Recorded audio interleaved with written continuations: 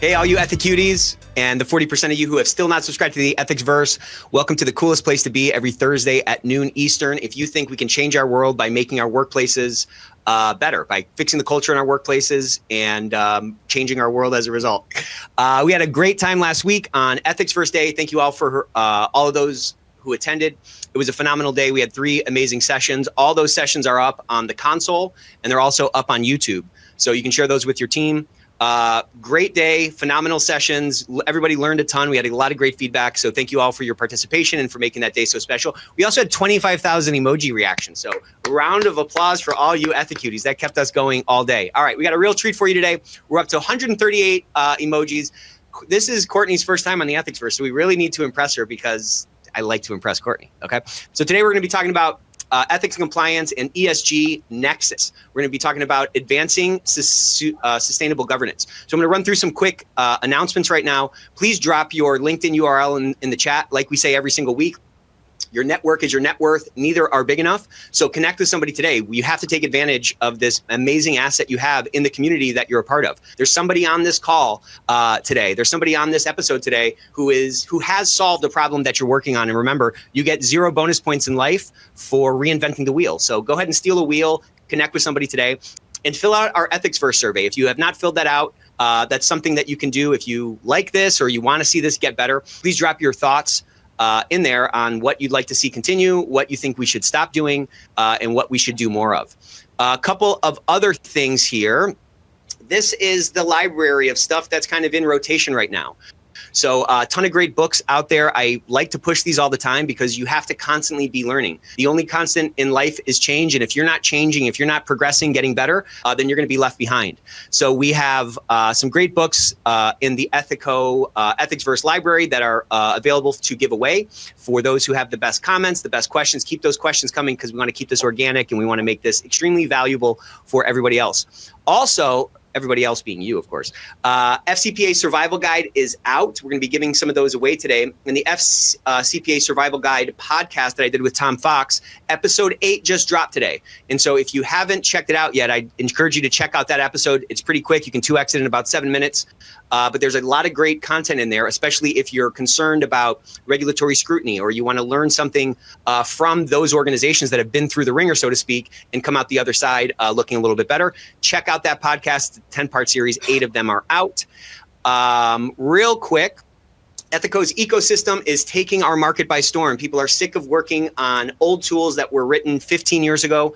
It's amazing what smart people who care can do. It's amazing the impact they can have when they have a tool that works for them versus a tool that they are working for. So if you're interested in checking this out and seeing what all the fuss is about, we have case management, investigations, we have corrective actions, we have disclosures, we have conflicts of interest, all one spot to keep all that risk intelligence, and it's a next-gen tool. So if you're an Ethicsverse member, we have shut this down for everybody else, but this is still available for Ethicsverse members. So if you haven't subscribed, there's a reason right there. But this thing that we've put out here, this year free, is really a way for us to put our money where our mouth is and help de-risk the transition, which causes a lot of consternation and nervousness. Okay, FCPA Survival Guide. Everyone's talking about it. You can hit this QR code and buy this yourself, or you can just be really active in the chat today and win one because guess what? We are giving away 5. Sidebar, all the winners from last week are going to be announced in next week's episode. So we got a bunch of prize packs to send out. We have 50 books to send out. So those will all be announced in the next week here. All right, let's dive right in. We're right on time. How do you like that? I'm Nick. Look at this. This is me 20 years from now, a wizened. Okay, I'm wise here. Look at that beard. Okay, amazing. And the one and only big Ethicsverse round of applause for Courtney Nordrum. So Courtney is VP, Regulatory Counsel, and Chief Compliance Officer for Deluxe. She has been with Deluxe since 2017, and in her position, she wears a bunch of different hats. She oversees global compliance and ethics program, including employee training, awareness policy. She wears a legal hat, and she also wears an ESG hat. So ESG has been kind of top of mind. Everybody's been talking about it a lot over the last year. And so today we're going to really kind of explore this interplay between compliance frameworks and ESG frameworks from somebody who knows what they're talking about. So again, a round of applause. How's it going, Courtney? Great. I can't promise I know what I'm talking about, but I hope I can have a little bit of value today, this afternoon. I'm so excited to join the Ethicsverse and look at myself 20 years from now when I'm cool, because never a day in my life have I ever been cool, except in the picture you guys created. So, maybe we can, let's zoom out or kind of start from the front on your role, because I think it's an interesting intersection of a bunch of different things. And I think if we can maybe start from that kind of a frame, then that'll help, introduce the rest of the conversation. Sure. So I have a few hats here. And so my job that touches ethics and compliance the most is Chief Compliance Officer.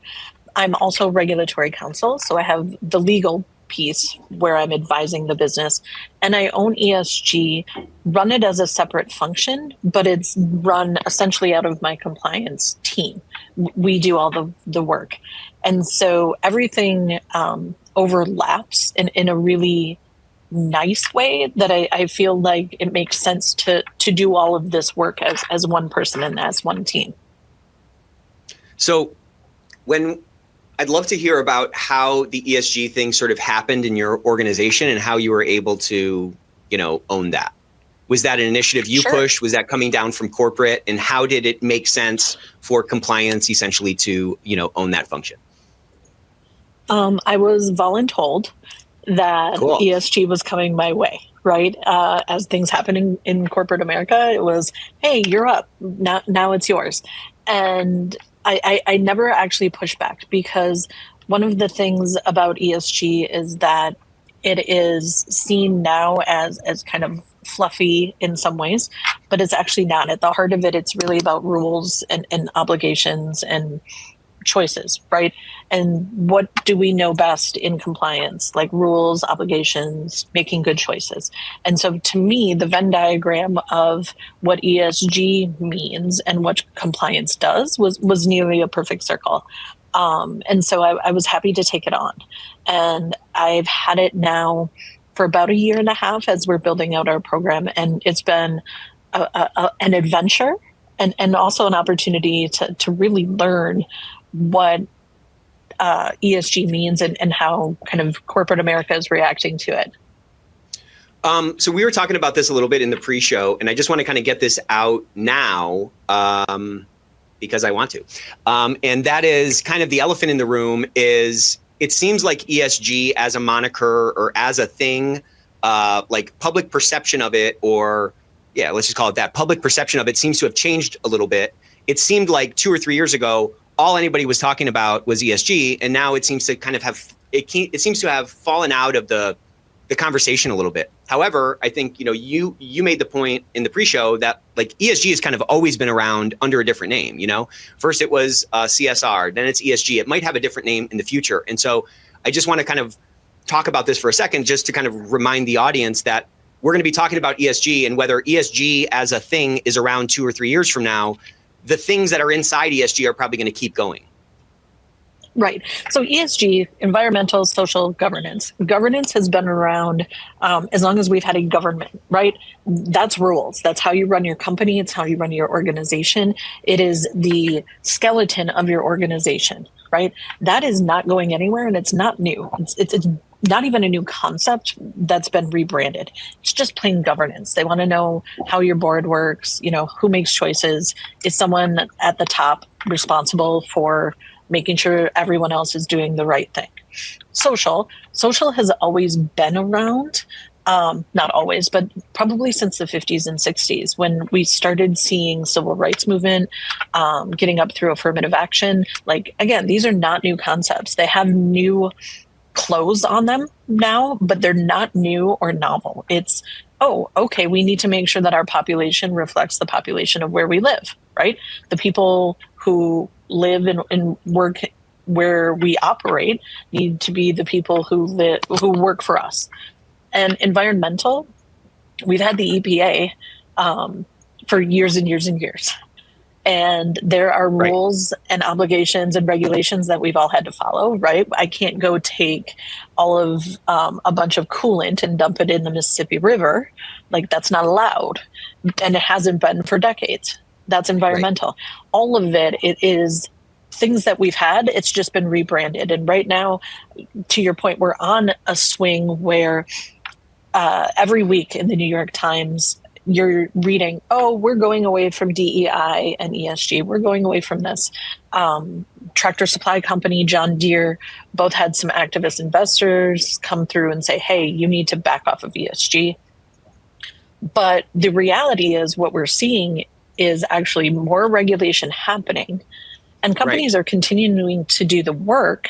They're just doing the work in a quieter way. So maybe they're putting it in the legal team. Maybe they're putting it in the brand team, or if they have HR, and it's living somewhere instead of its own function, but the work is still getting done. And so when it's cool or when it's not cool, I'm old enough to remember when Doc Martens were cool the first time. I have Doc Martens older than the people wearing Doc Martens now. And so it's the same thing. Like, it's going to be cool or it's not going to be cool, but it's still going to exist. And the point is, you've been wearing these Doc Martens the whole time. That's the point. Since 1996. Boom. Boom. I have the same pair I bought in 1996. So yeah, what underlies it is there. What we call it changes. Good question from Kevin. What's up, Kevin? Are you saying that the G in ESG applies to all forms of governance in the organization? I thought that it was just the governance of environmental and social issues. So regulatory governance was a separate thing, which was handled separately. Please clarify. I'm not the arbiter of what ESG stands for. I can tell you my interpretation and how we treat it at my organization is that it's governance at every level. So that's how I've understood it. Yep. Starting with like Caremark, right? Your board's responsible for compliance and governance and making sure that everybody makes good choices. That's how I interpret it. And that's when you read ESG reports, they talk about the board at the highest level, the board committees, et cetera. So I would broaden it and not just say the governance of those specific areas. But if your organization wants to, take that look at it, that's fine too. As long as you're meeting the rules. Yeah, that's how I've seen it as well. I think like the environmental governance is a subset of that sort of broader kind of, umbrella. One other question here, and then I have a whole bunch of questions for you, Courtney. How do we attract, develop, and retain the leadership, talent, and skills needed to drive ESG and sustainability strategy and outcomes? So like, what do we do to retain the talent necessary to execute on this thing that we're just calling ESG right now? I think it's the same thing you do to find all talent. And in the compliance world, I think we are, if you attend the conferences, if you attend these kinds of shows, podcasts, there is so much talent and so much commitment from the folks that we're just kind of lush with it. But to me, it's about finding people who actually care and love what they're doing. So I can teach people compliance, right? Like, it's not hard to understand. Don't lie, don't cheat, don't steal. Like, I can teach you that. I can teach you ESG. I can teach you the rules. But what I can't teach you is to be someone who wants to dig in and to be interested and actually engaged in your work. And for me, that's what I'm always looking for. I want someone who's smart, who I can teach, but who's going to dig in, going to be engaged, and going to push back. Because if you are on my team, my expectation is that you call me out if you think you need to, and you call each other out in a respectful way, right? If I'm wrong, I need someone to tell me I'm wrong. Right. And so I do the opposite at my company. Those are what I look for. You just fire everyone? It's funner. Yeah, it's more fun. Just kidding. No, but to your point, you have to have that kind of idea of meritocracy, regardless of your function or your team, if you're ever going to get the benefit from having extra hands to do the work. Unless you're just like, God and you just know everything, right? Unless you're perfect and you have every bet you make is right. We have to be able to unleash that. But something you said, I think really resonated with me, which you're kind of describing as somebody who's like authentically has a heart for this work or this kind of a function. And what I found is that those kinds of people are like Yes, you need to find those kinds of people, but those people need an authentic home. And so if you're greenwashing your way through whatever, whether it's DEI or whether it's ESG, you're not going to keep those kind of people that long. So like, what can you control? You perhaps can't control the message from the board, but you can control the little corner of the world that you're a part of, and you can at least try to make that authentic. Absolutely. And one of the things I think people misunderstand about ESG and companies doing ESG. So I work for Deluxe. We're a publicly traded organization. We file with the SEC. We also print things on paper and use ink, right? You don't have to work for Patagonia or one of the places that a B Corp or a nonprofit to do ESG and to care and be passionate about it, right? One of the things we were talking, Nick, in the pre-show was, in my role, I do legal and compliance, and I'm often asked, what's the difference? And how do you separate the two? And for me, legal is protecting the organization from everything else, from the world. Compliance is protecting the world from the organization. And to me, ESG fits into that compliance definition really, really well, where it is, how do we make sure that even if we're not a nonprofit, we're a for-profit company, that we're following the rules we need to follow and we're acting as good corporate citizens. I love that kind of dichotomy you showed, protecting the world from the company and protecting the company from the world. I think with that framework, ESG clearly fits within the scope you're talking about. So let's kind of dive into the conversation. Kevin clarified his question. Let's go to Kevin's question, and then we can talk about kind of these three main areas, which we're going to talk about kind of synergies and benefits of that nexus, challenges of establishing that nexus, and then some practical frameworks for launching it. So Kevin said, sorry, my question was not clear. My governance scope question was not at specific levels within firms. The concern was at topics/sector level. So financial governance is a specific regulated matter in the UK, but it is separate from environmental governance, which is a separate risk accountability matter. Got it. All right, thanks for that clarification. So, but I would still think that both of those are under G, you know? They are. Yeah, okay. So let's first talk about kind of like some synergies and benefits. Like, why should an organization consider collaboration between these ESG and compliance functions? You touched on it a little bit in terms of following rules and so forth, but I think there's a little bit more to it than that single sentence. Yeah. The Venn diagram is nearly a circle, but it's not a perfect circle. To me, it is about combining efforts and in the compliance world, we know how to build programs. We know how to take rules and regulations and translate them for our business. We know how to audit and do risk assessments, and we know how to monitor and then continuous improvement, right? If you look at what you need from an ESG function, it's all of those things. Like, these are skills we have, these are muscles we've built. Combining them together, the synergies also, if you're working on the same team or working really hand in hand between ESG and compliance, you can go to your SMEs and your experts one time instead of 2 or 3, right? You know where to go to get the information. The programs that you're doing for your regulatory monitoring, for your audit program, for your risk assessment programs, right, those are all going to touch ESG regulations eventually. They're coming. The EU's got them. California as a state has them. The SEC has the climate reporting, which is currently stayed. And the commissioner, Commissioner Pierce last week raised some questions about it, but they put it out, right? Like, the rules are coming, and compliance knows how to handle new rules. This is just new rules with a different title. Yeah, it's just a new grouping of rules. To your point, like, that was the thing I was struck with when ESG was kind of first coming out and really kind of blasting into the conversation. There was a lot of confusion about, like, well, what is this thing? And I just kept kind of thinking, like, well, it's just a different grouping of all the stuff that we're already doing. Maybe there's some new regulation or there's some new reporting requirements or something like that, but it's not really this massive departure. You know what I'm saying? No, so it's not the GDPR where they went and completely changed the paradigm. So when we're thinking about how this type of an initiative, or how, you know, an ESG program, for lack of a better term, is established in an organization, how does this integration between compliance and ESG, how can it affect the relationship with, stakeholders in the organization, whether it's management or whether it's, frontline employees?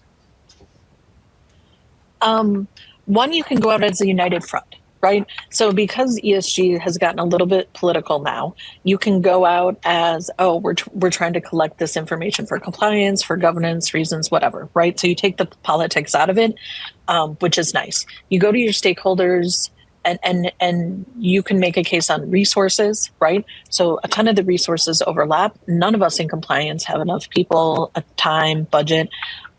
So we're not necessarily asking for a land grab for more work, but if you can combine the work compliance is doing with the work ESG is doing, you're going to save resources and save money overall.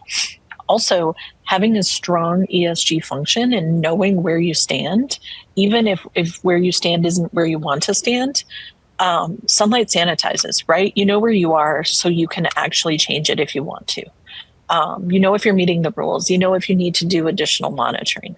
All of these things are what stakeholders want to hear, right? Like, how are we going to make money or save money?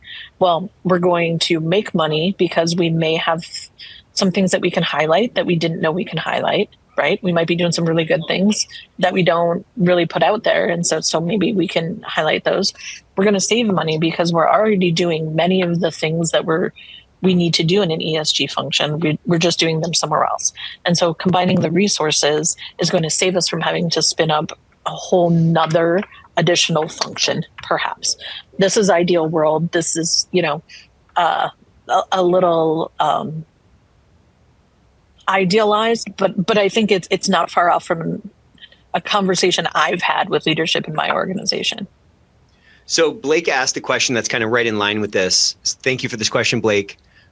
What's the key to showing where ESG can impact the bottom line to senior leadership? So we kind of touched on some of those things in your last answer, but I'd like to maybe talk about it from like two different perspectives. One perspective of it's not even on leadership's radar; they don't really see value in it, and then the other being kind of the more of the kind of paying lip service to the initiative, of like we're going to do ESG, but they're not really like heart in behind it. You know what I'm saying? So like in scenario A and scenario B, maybe we can kind of brainstorm how we might approach leaders there to, kind of turn that light bulb on and show them that, hey, there's probably some opportunity here that we haven't been considering. And we're probably closer, maybe I'm giving the answer now. We're probably closer to reaping the benefits of those, reaping the benefits of those efforts than we think.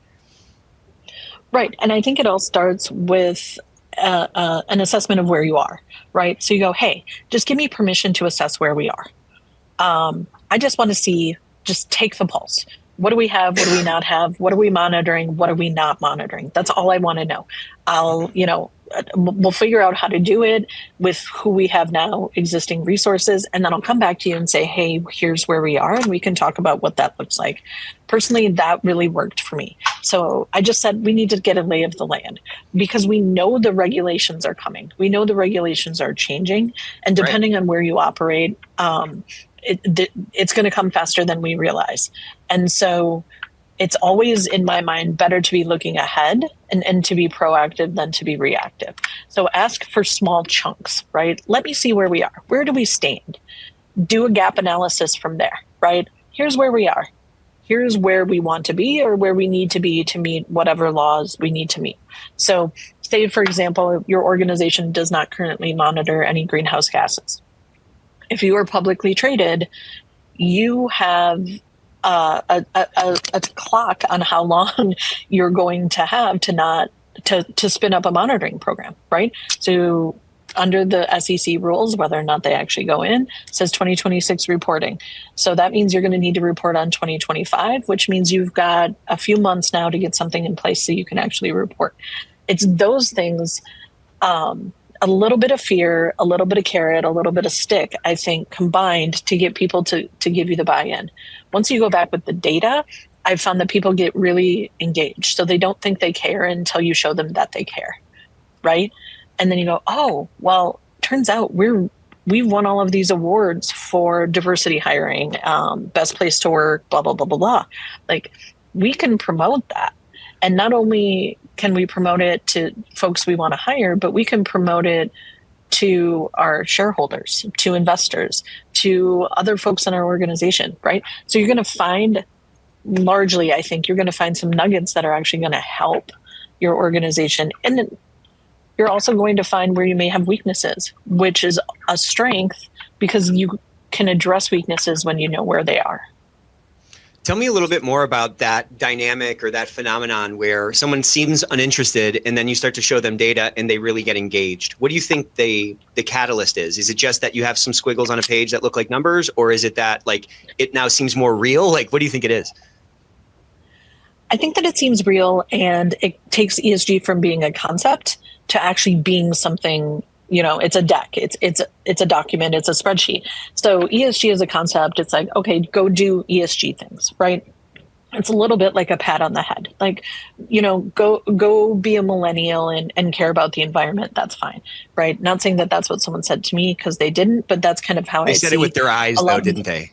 They said it with that look. Well, right? It was like, all right, go do your thing. It's fine, right? No, but when you come back and you say, oh, here's what we found, and actually we're better than where we thought we were, or we're worse than where we thought we were, but don't worry, we can get where we need to be, right? It's to me, the market business likes certainty. So you see it a lot of times with public companies that go through these huge settlements, and it'll be like, oh, there's a $400 million settlement, and their stock goes up. And it's because there's now certainty in the market. Now we know where we are and what that means, right? And so if you can give top leadership certainty, like, no, we're not there, and it's going to be a problem, but we can fix it because we found it. That to me has been really persuasive. You're not going to get buy-in from everyone, though. It's just not reasonable, because there are people who are going to continue to say, unless we have to do it right now, we're not doing it right now. Unless it's illegal to not do it, right? We're going to have some sort of enforcement action. We're going to get sued. We're not doing it because we're meeting our legal obligations, and that's it. And that's fine. You're meeting your legal obligations, but at some point, it's going to switch over.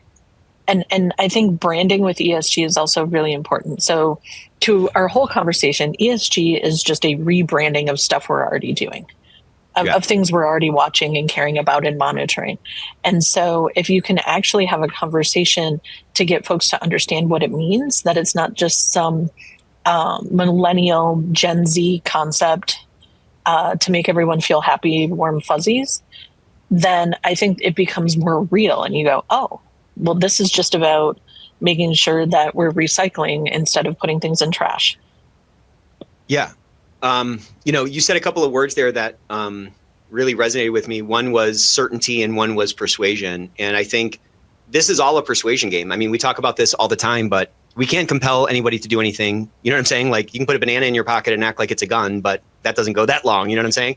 Like, we have to persuade them to do things.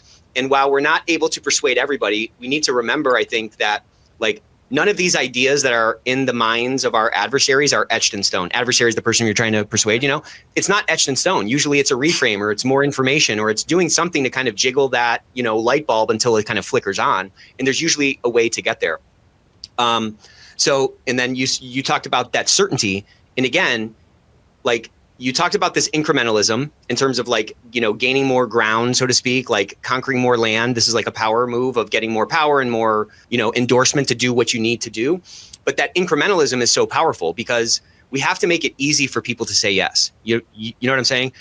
Conversations I've had with folks who are trying to get that light bulb turned on at the top and they feel like they're spinning their wheels. It's usually because they haven't sort of conveyed it in a way, or it is in the mind of the adversary too big. It's too big of a project. It doesn't have enough, like, they don't see enough juice coming out of that squeeze to like be worth the effort. But to your point, if you can show them, hey, we're better than where we think, this thing that seems like a massive project, it's actually really small. We're just kind of gathering information from all these data pool, ponds around the organization. Those are that kind of certainty, that easiness, that kind of baby step approach, I think is the way to persuade over a longer period of time, Absolutely. We have a saying around here that is, how do you eat an elephant?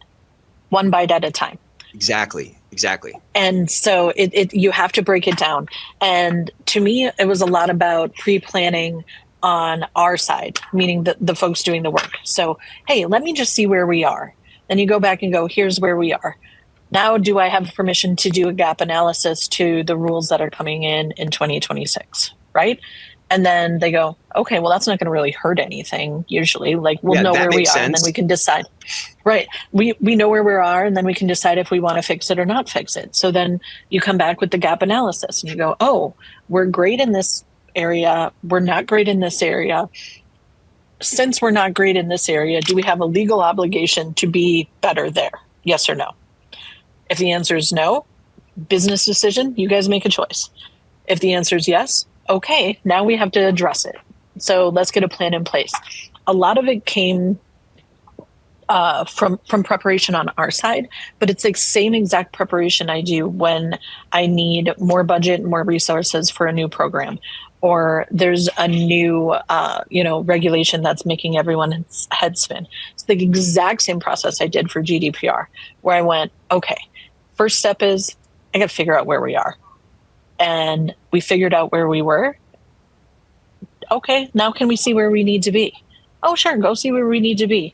And then 18 months later, when May 2018 hit, we had a program in place, because if you give it to them in small chunks, break it down into concepts and pieces that they're familiar with, right? Like, I just want to get the lay of the land, figure out what we're doing.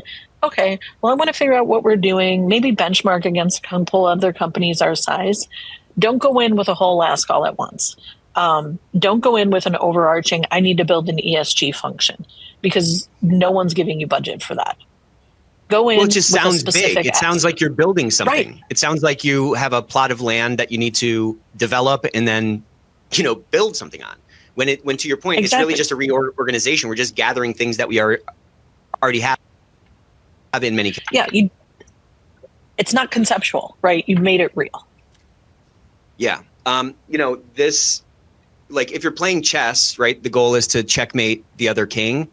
You can't do that in one move. That takes a bunch of moves. There's whole sections of a game of openings, and there's all these different openings of how you move one piece to the next. And any grandmaster will tell you, I know a lot of them, just kidding. Any grandmaster will tell you they don't plan their entire game out. You can't plan out every single move you're going to make, because you're responding to what they're doing and so forth. So I think that kind of ABZ framework that my brother talks about a lot, where like we're at A, we want to get to Z, Z being in this case like a full ESG program. Sometimes we think we need to know A, B, C, D, E, F, G, blah, blah, blah, all the way to Z, and you don't. You just need to know your next move. So that A, B, you just got to get to C. You just got to get to D. And I think that sort of slow cooking approach, where it seems really reasonable, it doesn't feel that big, you're kind of demonstrating that it's not big in the process. You know what I'm saying? That just builds so much more credibility and probably gets a lot of stuff unlocked. Right. And that's how we do it in compliance all the time. Yeah, but that takes a certain like mindset, you know what I'm saying? It takes a certain like mentality to trust that I will be able to get into, I'll be able to get into town, even though every light's not green. It's a flexibility to say, like, I just got to get to the next light, and I just got to get to the next light. And that can sometimes be a little panic inducing for archetypes in this market who are planners, who are very organized. How did you get comfortable with that kind of, one lily pad to the next kind of approach? Like, how did you get comfortable, like, going through this initiative without having every single step of what you were going to say at every, turn, outlined? Yeah. It came from the experience in my career, right? So early in my career, I'm going to walk up and say, I need $1 million for this and this and this. And if I don't get it, I'm going to get sued, right? And so give me $1 million. Well, doing that enough gets you very quickly acquainted with the fact that that's never going to happen. And they're not going to give you $12, much less $1 million, because you haven't made a good case. And so throughout my career and working in this industry and just talking to people, that's how you get people on your side generally, right? That's how you get people to change their minds, is you give them a piece of information they can reflect. And then maybe a little more information, a little more reflection, you discuss it. And so it's less about trying to get someone to change their mind or to influence them, and more about the pacing of it. It sounds manipulative, but I think it's actually influential, and using what you know to help influence the company and influence the decision makers to make what you know is the right decision. But again, it's not easy. If any of this was easy, we wouldn't need podcasts and shows and conferences, right? We would all just be cashing checks and counting our money. But to me, it's really about, when you have a problem, you need to break it down into the small pieces. How much would you charge to wash all the windows in Minneapolis, right? I don't know. And so if I go to the CEO and I say, I need $1 million to wash all the windows in Minneapolis, the first thing that he's going to ask is, how many windows are there? What are you using to wash them? Who's going to wash them? How many people do you need? What are they made out of? How many of them are above 2 stories, right? You have to break it down into the small pieces so you can then dissect it and address individual concerns. Well, this piece, phase 1, phase 2, tranche 1, we're going to do just this assessment, and it's going to cost you $0 because we're going to figure out, we're not necessarily time bound. So we're going to try to make it happen in the next 6 months or the next however long, right? You've got the assessment. You go, okay, so this cost you 0 money. Now we know where we are.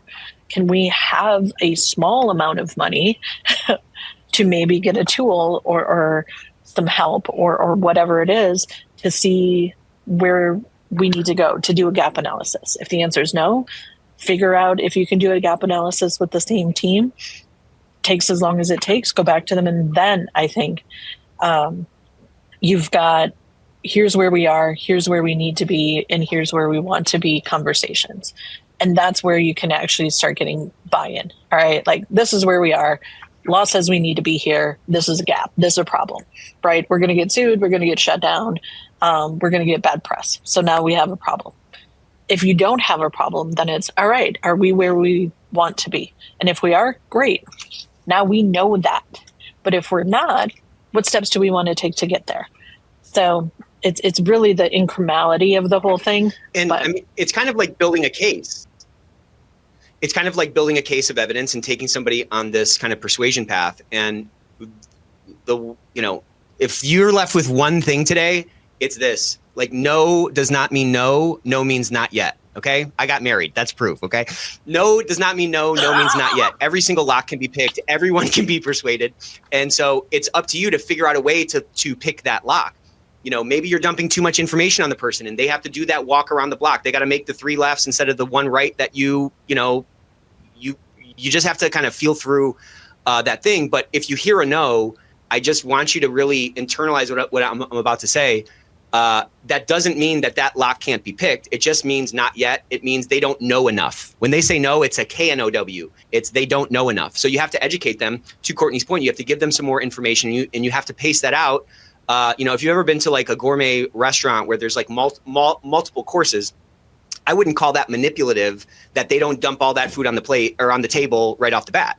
You know what I'm saying? Like, they're taking me on a journey, right? And like, that's what we have to do as influencers within our organization. We have to understand our adversary, understand what matters to them, and present information in a compelling way that can be bite-sized, that can be pieced out, that can, be built over time to get that unlocked.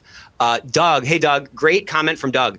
In my experience, proactive never sells. I love that. Ethico folks, stop saying proactive, please. Proactive never sells. In fact, it confirms to leaders that they can do nothing. None of the suits want to spend money on anything unnecessary. That's true. Consider using the word strategic in that place. I think that's a great hack. That's super smart. We had another question from someone named Undefined here. So thank you, Undefined. Let me pull this up. Do you feel many organization leadership are turning into anti-ESG? And if so, how do you address it? So this is kind of the branding problem that might be kind of popping up in different organizations around this ESG moniker. How would you kind of deal with that kind of anti-ESG sentiment? I think you do rebrand. So anti-ESG is meaning they don't want, to me, and my interpretation is that they don't want the bad press from being pro ESG. They don't want, people and organizations don't want to get involved in anything political if they can avoid it, and they don't want to do anything that might have some sort of reputational damage in either way. And so I think anti-ESG is really a lack of understanding of what ESG truly is. And you have ESG right now. Like, we all have ESG. Do you have a hiring strategy that says you can't discriminate? Yeah, that's S. Do you have a governing body? That's G. Do you, take your trash out and recycle electronics the way you're supposed to? That's E, right? We've all got it. And so if you can call it something else, or persuade the folks at the top that it's not an ESG program, it's a fundamentally following the rules program, compliance program, I think you can get, I'm hopeful that you can get past the anti-ESG sentiment. We've got the DEI, anti-DEI sentiment coming in there as well. We've got the go woke, go broke folks, right? Like that whole political conversation is really one that I'm not interested in being in my corporate life. And I think most corporations aren't either. And so if you can go in and break it down, ESG is fundamentally rules. We have to follow rules. Here are the rules we have to follow that fall into this. Privacy is also rules. Here are the rules we have to follow to meet our privacy requirements, right? HIPAA, also a rule. Here's how we so it's fundamentally just about what you're already doing. You don't have to call it ESG. You don't have to call out an ESG function. You don't have to say the words ESG, but you should have someone paying attention to the environmental, social, and governance pieces at your organization. Because despite the political upheaval with regard to ESG, et cetera, those regulations are not going away. The obligations are not going away. And so break it down, and call it something else if you have to. But it's I think it's also important, as a millennial, as someone who's like actually cares about ESG things, to separate your personal belief from your professional belief, right? So you go in and go, oh, I think we need to have a conversation about ESG. And you go, okay, well, this is not me bringing my personhood to the conversation. This is me talking as a smart business person on behalf of our corporate stewardship, and having that conversation, because I could easily go in and be like, oh, why do we cut down trees to, print checks? And the answer is, well, because that's the only way you're going to be able to print checks. And that's not really a useful conversation to have. Personally, I know that the trees are in forests that are grown specifically for this, and they're all forestry certified and all of these other pieces, but you can't bring your own political or personal beliefs into a conversation where you're trying to get buy-in on ESG. Yeah. So how do you know what to say and what not to say? Like, that's a hard thing to reconcile for me. Trial and error. I think it's trial and error. And trying to know your audience. I'm often pulled in front of the board, at least quarterly, I'm pulled in front of the board, and I talk about ESG, I talk about compliance, I talk about privacy, I talk about litigation. And I don't know what questions they're going to ask me. And so it's one of those things where you can try and be prepared, you can know what you're talking about, but you're never going to be all the way prepared for a question you're not really looking for. If you're in your business and you're trying to make a case to get funding to do something ESG related or compliance related, it's know your audience. I think I saw in one of the comments, I think it's talk business, right? So use the words that your business uses. This is a strategic play to make sure we're well placed in our market to do X, Y, Z. Hey, we've done benchmarking. That benchmarking shows that against our comparables, we're either ahead or behind. Use what your business cares about to get buy-in for what you need to do. To me, when I'm out talking to folks in our organization, I'll go out with our CEO sometimes, and we joke. It's like he introduces me as Courtney, and it's her job to keep me out of jail. right? Like that's one of the things that you really break it down to the fundamental pieces, like compliance. Don't lie, don't cheat, don't steal. Everything else is details around that fundamentally. So know your audience, speak business when you want a business result, like and take small bites. It's not something that you're going to get buy-in for right away. Compliance didn't get buy-in right away. Privacy didn't get buy-in right away. Most of the regulations and rules that we operate in now were anathema to what we were doing and what we thought we'd be doing 10 years ago. And so it's a marathon, not a sprint. But it's also about building the connections and having conversations where you break it down and explain the importance and that it's not political and all of those other things. Yeah, it's you put that perfect. You have to know the audience, and greatness really only comes. Success only comes from consistent over time. That's all it is. And like you gave that example of privacy, you gave an example of sustainability, and like we just can't give up. Like this is a hard job, but we know what the right thing for our organization and for the world is, and we just have to keep pushing and keep trying different things to get those little incremental steps, because this is a game of inches. We have to win at every inch we can, but that takes a persistence, that takes a tenacity, and it takes a drive to like change the world. It takes an anti-apathy, whatever that is. Great question here from Candace. Hey, Candace. Do you think, Courtney, it's appropriate to task a CXO or VP of experience with ESG?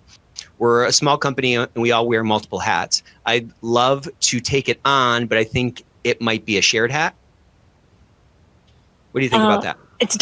It's definitely a shared hat. So while my function and my compliance organization owns reporting and answering questions about ESG, those answers don't come from us. They come from all over our business, operations, HR, facilities, communications, all of that. And so definitely a shared hat. I see it as kind of the ESG function is the job of putting all the information together and synthesizing it in a way that you can talk about it intelligently. And so if there's one place that can be done, great. That to me is kind of like a source of truth. You're pulling the information though from everywhere else. So we put the information together. We do kind of the legwork to make sure it's all in one spot, it's consistent, and we understand where everything is and where it's going, but we are also constantly talking to our real estate and facilities folks. We're constantly talking to our HR folks. We're constantly talking to the governance pieces, corporate counsel, corporate secretary. And so shared responsibilities, 100%. Everybody has a responsibility for ESG, just like they do for compliance. It's everyone's job. One place to put it together to turn it into something that you can measure or monitor and respond to, I think is smart. Okay, so I want to talk a little bit about challenges. So like, what do you think the most common obstacles are? What are the most common obstacles you think like a company faces in trying to integrate these two together? Resources, time, budget, humans. I said earlier, in compliance, at least in my life in compliance, there's never been enough time, money, people to do all the things that I want to do. That's just not how it operates. And so when you're adding responsibilities to existing folks or combining teams, you're going to, maybe create some synergies, but you're also going to put pressure on the folks doing the work. You may lose some efficacy, you may lose some efficiency, and you're putting more demands on individuals who are likely already, have real jobs Busy. and full-time jobs, right? And so the tension between that, there's always tension about prioritization. What am I supposed to be doing right now? How can I do the most good today for my company or for my work?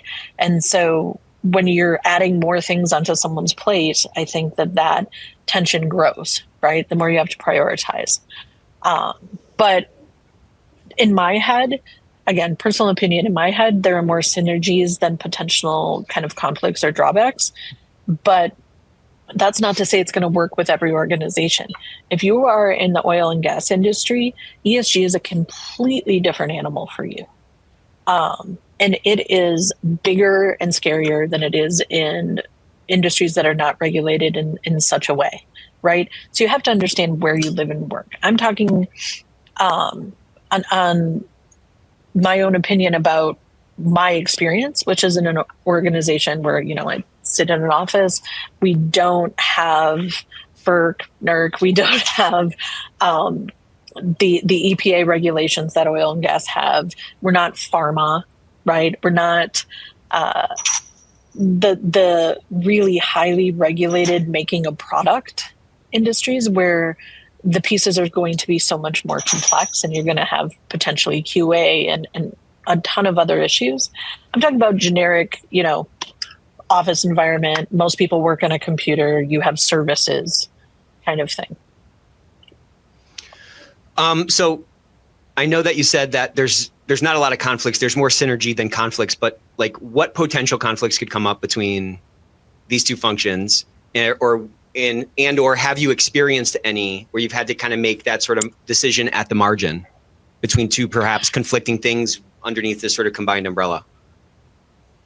I have not had any conflicts. I've been lucky, knock wood. I will say I could see conflicts where when you do the gap analysis and take it to leadership and leadership says, okay, we're okay just not meeting that regulation. We're okay not doing what you're telling us we should do, right? That to me then becomes a compliance problem because now you have rules that you're not following, that you're breaking. I also see where compliance, we tend to find the ugly, and so we can fix it, right? Prevent, find, fix. We go looking for the ugly bits. And many business folks think about ESG as something that they can make pretty for reputational reasons. Put out an ESG report. We're seeing all the greenwashing things. And so compliance finding the ugly bits with a desire to have a pretty ESG statement or report can definitely also be a conflict, right? You have to think about how much ugly you want to find and if you're willing to find any at all.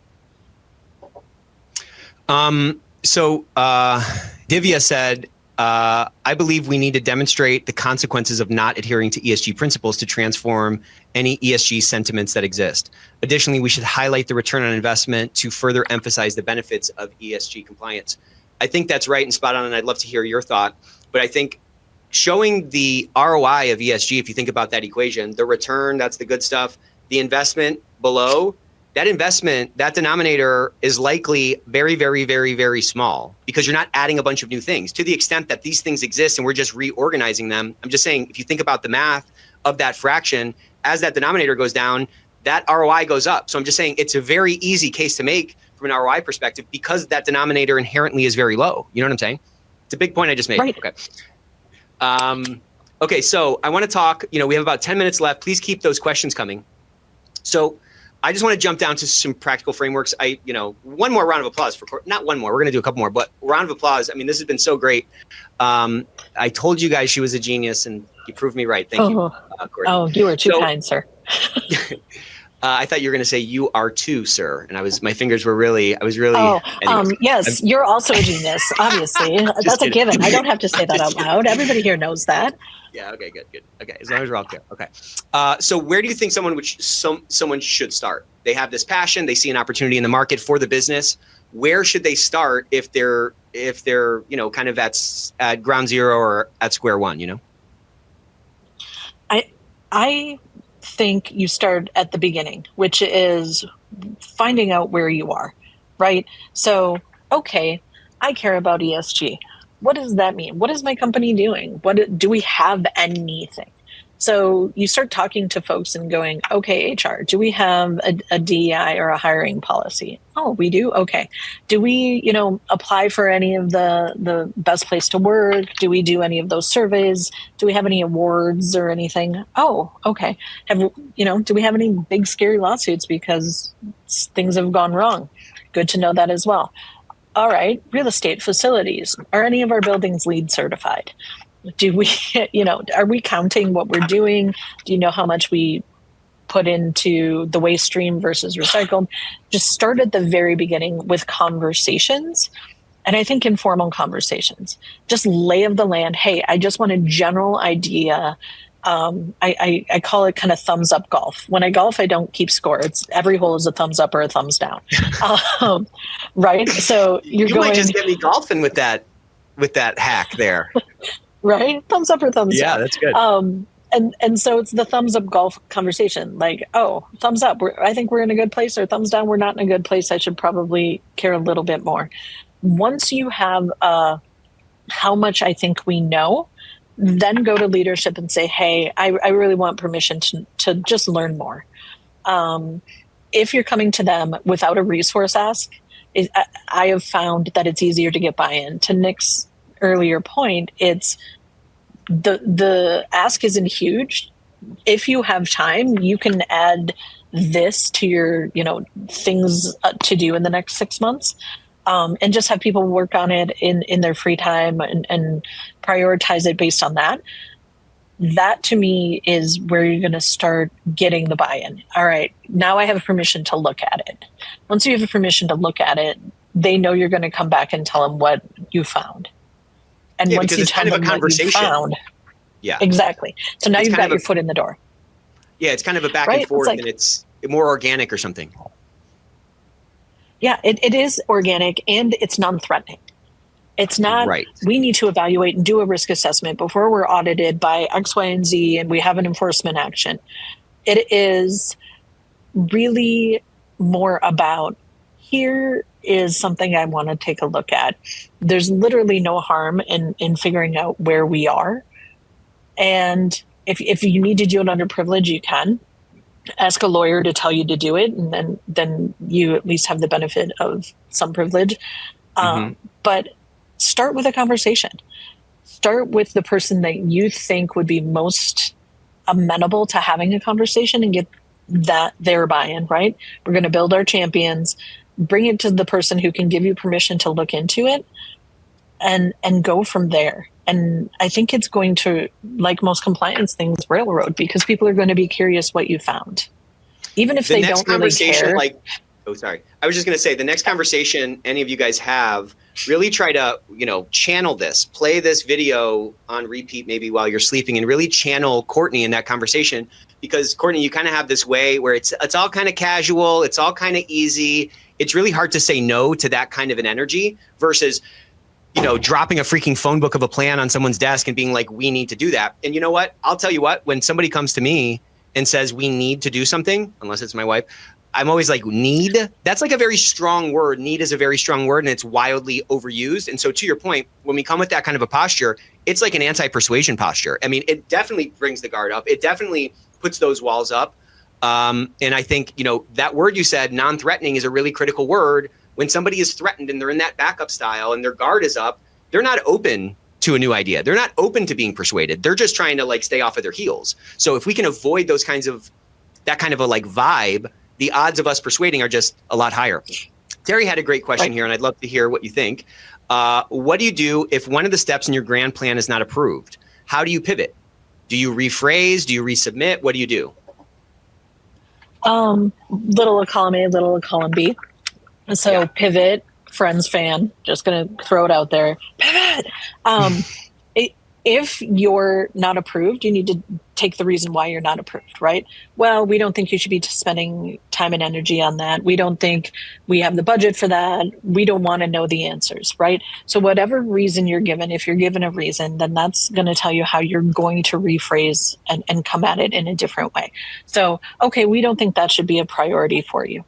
Great. Well, what I'm telling you as a professional compliance person is there are rules here, and we really need to know kind of where we are, where we stand, even if we choose not to act on it, right? For me, it started with, we just need to know where we are. We don't have to take any action or do anything. We just need to know literally where the car is parked. And so with that I think was really the piece that got us in there. But I will tell you, it took months to even get permission to do that, because it's, well, you've got a million other things that you should be doing. Your team should be doing this, your team should be doing that. And to me, it came to, all right, well, put ESG in Google and see what pops up. So you're going to see a million stories, half of them pro, half of them against, but all of them talking about it. And so if we can't even say an intelligent word about what we're doing for ESG, where does that leave us? And so to me, right, so you have to go in and not attack a person, not attack their idea, but counter their concern. And it's going to take a few tries.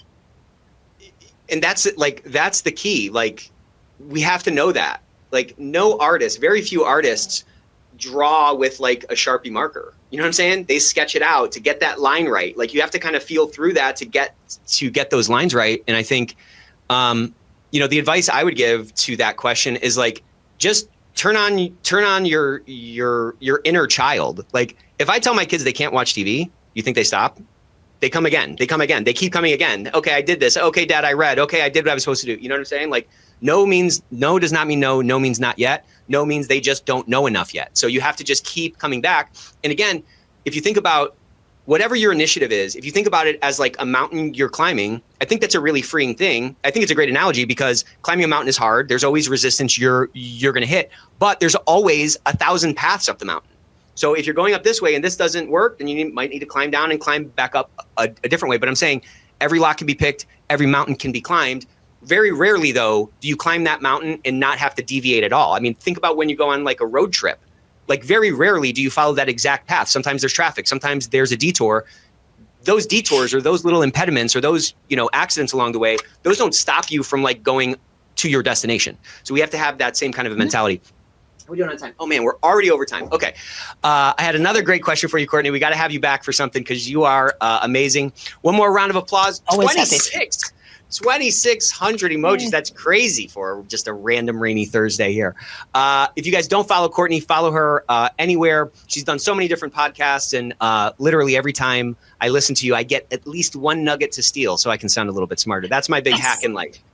Surround yourself with smart people and steal all their words. So thank you guys so much for joining. That's why I listen to you. Thank you so much for coming, Courtney. And then I will say, we got 3 episodes coming up that are going to be crazy. So next week we have Matt Kelly and Karen Moore. We're going to be talking about hot topics, a bunch of new stuff that's coming out in the news. Then we have Deb Sabatini-Henley from Resility. She's going to be doing a great presentation on the first week in August. In the second week, we got the one and only Allison Taylor. She just wrote this book, Higher Ground. If you haven't read that, participate in the chat and pick it from the library or pick it up yourself. You'll really enjoy it. But Courtney, thank you so much. This was so great. You are a master and a genius. And we'll see you all next Thursday.